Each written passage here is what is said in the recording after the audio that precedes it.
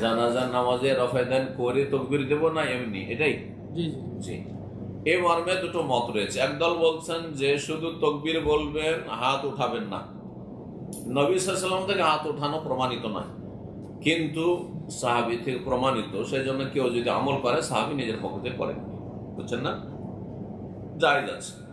এই জন্য কোনো কোনো অঞ্চলে আরব দেশগুলিতে রফায়দান আছে অনেক জায়গাতে, আর অনেক জায়গাতে নেই। দুটোই ঠিক আছে, কোনো অসুবিধা নেই। কেউ যদি আল্লাহু আকবার করে হাত বাঁধে, আল্লাহু আকবার জানা যায়, সেটিও জায়েজ। আর কেউ যদি শুধু প্রথমবার তো হাত উঠালো আর আল্লাহু আকবার, তারপর আল্লাহু আকবার, আল্লাহু আকবার, আল্লাহু আকবার, এই চারটি তাকবীর। আর প্রথম তকবীরের পর কি পড়বে জানা যায়?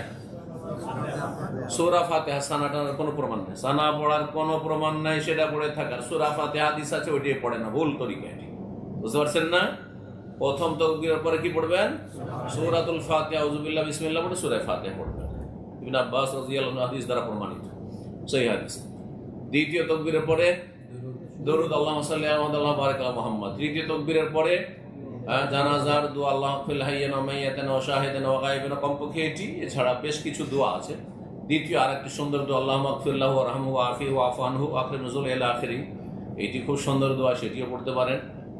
আর চতুর্থ তাকবীর দেওয়ার পরে সালাম ফিরা। এখানে একদিকে ফিরে না দুই দিকে? এদেশে একদিকে ফেরাও সুন্নাত, হাদিস দ্বারা প্রমাণিত, আর দুই দিকেও প্রমাণিত, সুতরাং দুটি জায়েজ। আর এই ক্ষেত্রে বাড়াবাড়ি যেখানে যেটা আমল আছে ওইটা করবে, যেটা প্রমাণিত সেটা করতে পারে, কোনো অসুবিধা নেই। এই দেশগুলিতে একদিকে আমল আছে, এটা বেশি সহিহ হাদিস তাদের কাছে। আর কোন কোন জায়গায় দুদিকে সালাম ফেরা আমল আছে। আল্লামা আলবানী রাহিমাহুল্লাহ, সালাফি আলেমদের বড় ইমাম তিনি এই যুগের, তিনি বলেন, তিনি তার যে কিতাবুল জানাইজ, বাংলায় অনুবাদ হয়েছে, কিন্তু বাংলায় পাওয়া যায় কিতাবটি ঢাকায়। তাতে তিনি দুই রকমের হাদিস নিয়ে এসেছেন আর বলেছেন যে দুটোই সুন্নাহ দ্বারা প্রমাণিত।